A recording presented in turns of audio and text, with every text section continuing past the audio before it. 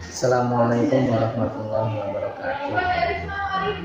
Perkenalkan, nama saya Muhammad Umam dari Prodi Manajemen Pendidikan Islam Universitas Hasyim Asy'ari Tebuireng.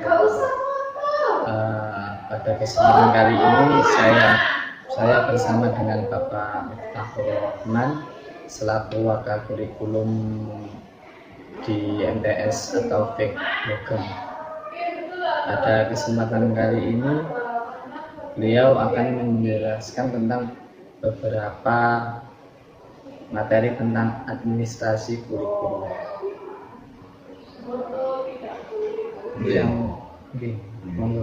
Untuk yang pertama, apa yang dimaksud dengan administrasi kurikulum menurut Bapak? Tuhan semua yang direncanakan sebetulnya, semua proses kegiatan yang direncanakan, yang diusahakan secara sengaja dan sungguh-sungguh untuk membantu, melayani dan mengarahkan serta membina secara kontinu situasi belajar mengajar agar berjalan secara efektif, di perencanaannya untuk pembelajaran itu. Jadi bentuk tulisannya, bentuk strukturnya. Setiap tahun apakah Bapak selalu membuat perencanaan pembelajaran itu? Ya, setiap tahun karena situasinya juga mungkin berubah. Untuk yang kedua, apa pentingnya administrasi kurikulum sendiri? Ya, di sini saya menyampaikan bahwa untuk kepentingan memang sangat penting ya, demi membantu tercapainya tujuan pendidikan yang telah ditetapkan di kurikulum tadi.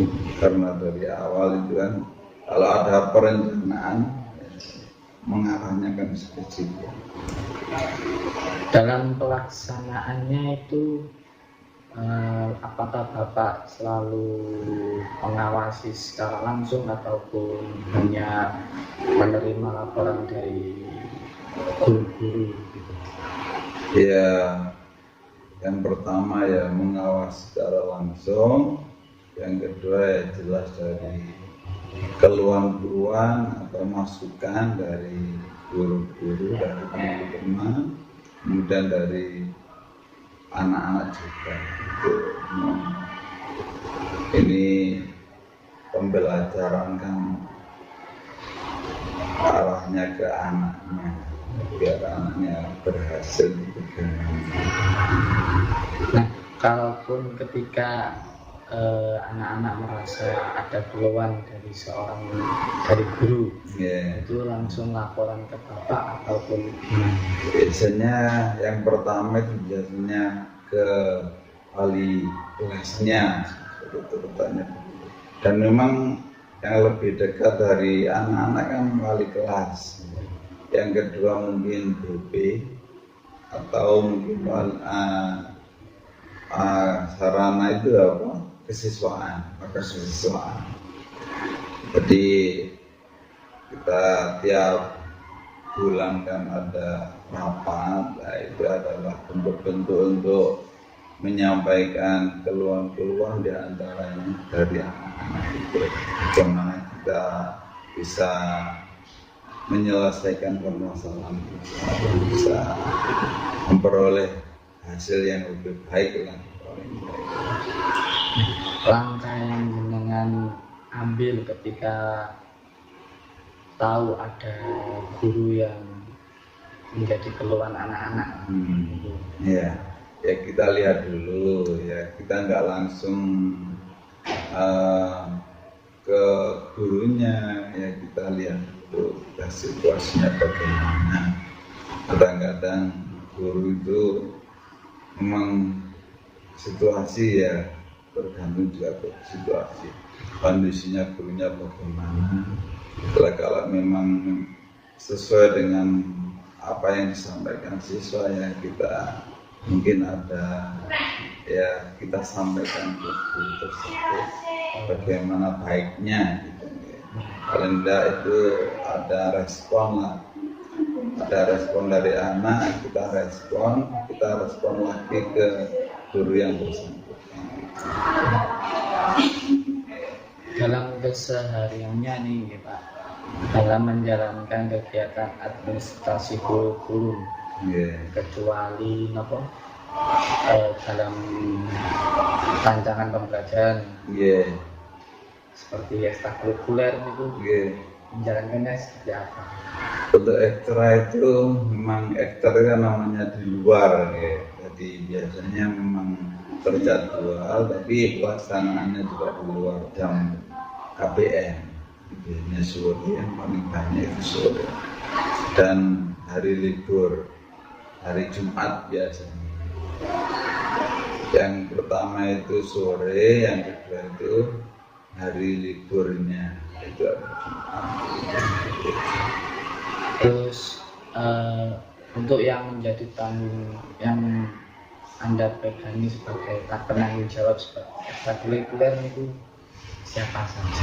Untuk yang ekstra itu kan ada namanya kesiswaan. Jadi nanti arahnya dari kesiswaan ke kurikulum. Karena yang bertanggung jawab dengan ekstra itu kesiswaan, karena berhubungan dengan kegiatan kesiswaan.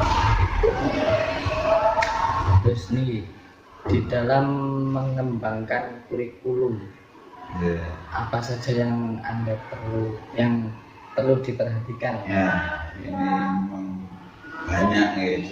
Yang pertama itu adalah kondisi madrasah, bagaimana ya, ini misalkan kondisi pengajar atau guru-guru atau tenaga pengajarnya. Yang ketiga itu kondisi lingkungan masyarakat membutuhkannya itu yang bagaimana. Kemudian yang keempat kondisi siswa, kita ajak bagaimana biar mereka itu juga sesuai. Kalau nggak sesuai nanti juga nggak akan berhasil. Kemudian kondisi yang utama itu keuangan. Itu sangat mendukung semua kegiatan itu bisa berjalan kalau ada administrasi dan keuangan.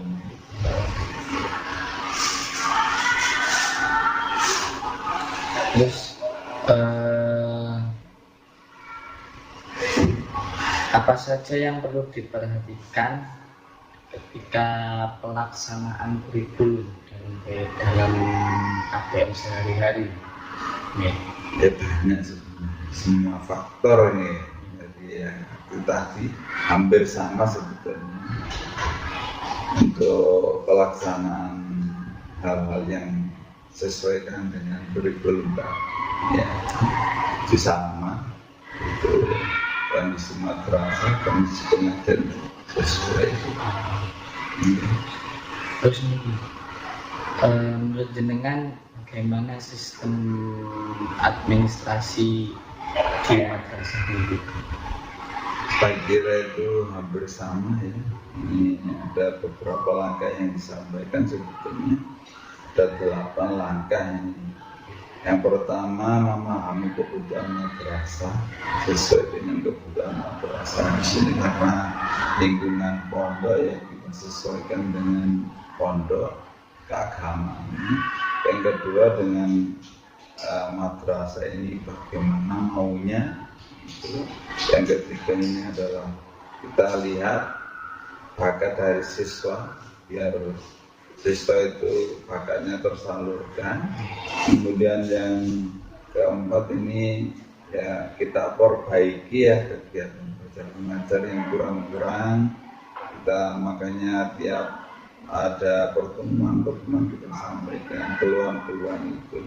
Kemudian hubungan baik dengan siswa dan wali siswa ini, dan ya dari guru ke siswa ke orang tuanya, itu ada hubungannya biar ada respon.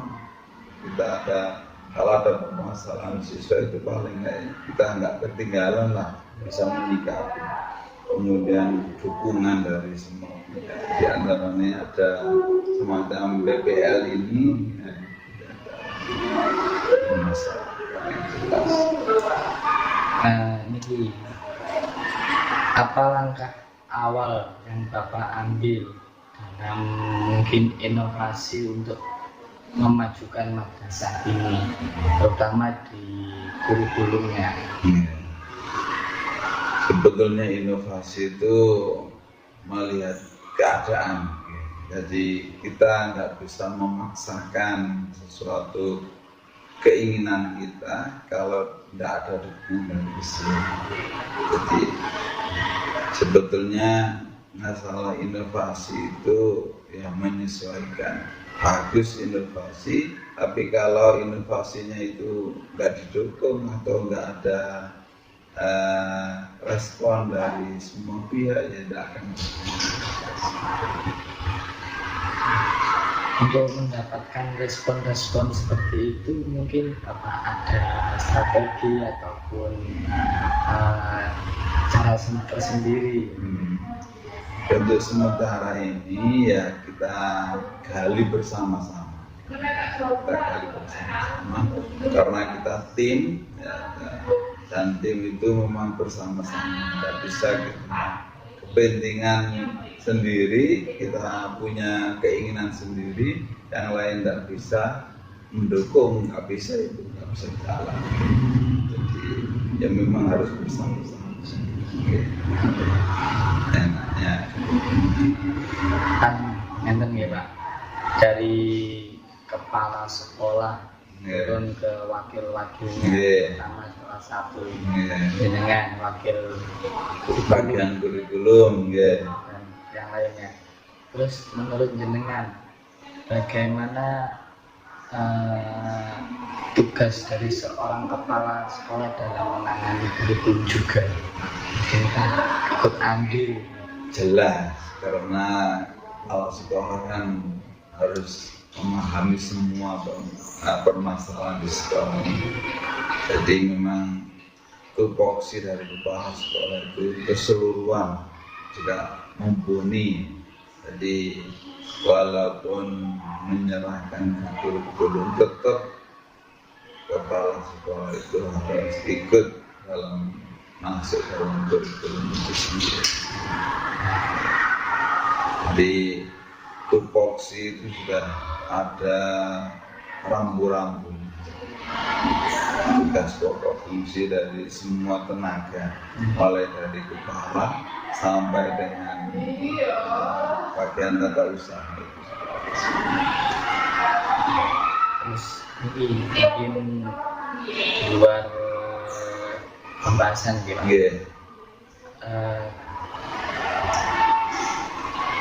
Dengan apakah punya rencana mungkin jangka pendek atau jangka panjang atau jangka menengah untuk madrasah ini?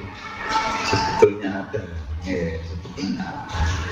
Dan itu memang tertulis kan di situ, setiap madrasah kan punya EDM, punya RKM, itu kan ada rencana kerja madrasah. Jadi di situ ada jangka pendek, jangka panjang. Jadi sudah ada semua. Terus kesan jenengan selama berada di madrasah ini itu? Ya alhamdulillah baik, itu saja.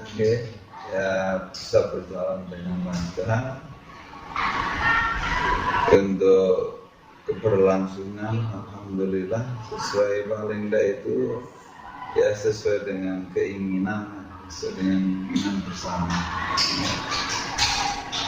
Karena saya lihat ada peningkatan, paling tidak itu yang pertama fasilitas sudah meningkat, kemudian jumlah peserta didik juga sedikit demi sedikit pun meningkat, dan tenaga pendidiknya juga semakin ke depan kita lihat juga lebih profesional. Untuk kedepannya harapan jenengan madrasah ini seperti apa? Harapan yang jelas itu yang pertama ya bagus, ya, lebih maju, dan peserta didiknya juga lebih banyak dan lebih diminati oleh masyarakat. Itu harapannya ke depan. Dan anak-anak didik itu bangga dengan madrasahnya. Paling penting kalau anak-anak bangga, kita sebagai pengajar, sebagai tenaga pendidik pun lebih enak karena ada respon yang lebih baik. Oke, kan kemarin dengan menjelaskan tentang bahwa kurikulum dengan itu lebih menekankan pada pembentukan karakter siswa. Itu dengan melalui apa saja, melalui media apa saja ataupun memanfaatkan apa saja.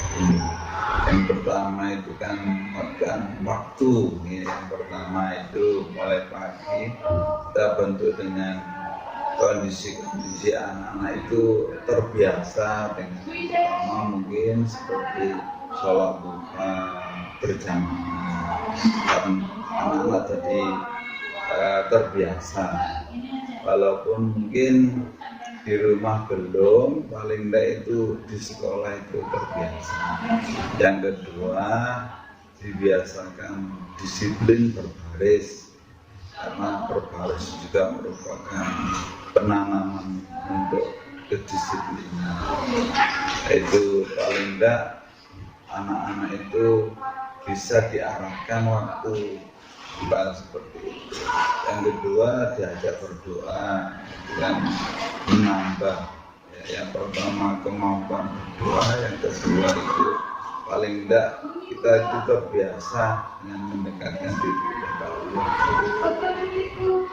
Dan yang ketiga mungkin sebelum pelajaran KBM dimulai itu kita biasakan membaca ayat-ayat atau surat-surat pendek dari Al-Quran. Paling tidak anak itu yang nggak bisa membaca, paling tidak itu bisa. Yang kedua itu paling tidak itu anak-anak itu terbiasa atau hafal paling tidak itu yang surat-surat pendek.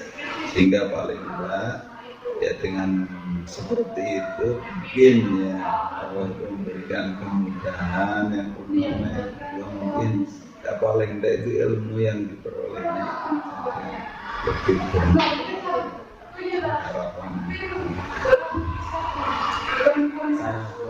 pesan bagi kami, harapan jenengan bagi semua lulusan terutama di Universitas Hasyim Asy'ari. Ya, yang saya harapkan di pendidikan ya untuk adik-adik yang lebih bulat, lebih sabar, lebih disiplin, dan bisa mempengaruhi masyarakat ini menjadi orang-orang yang Terima kasih sekian. Itulah beberapa materi yang disampaikan beliau. Kurang lebihnya mohon maaf. Wassalamualaikum warahmatullahi wabarakatuh.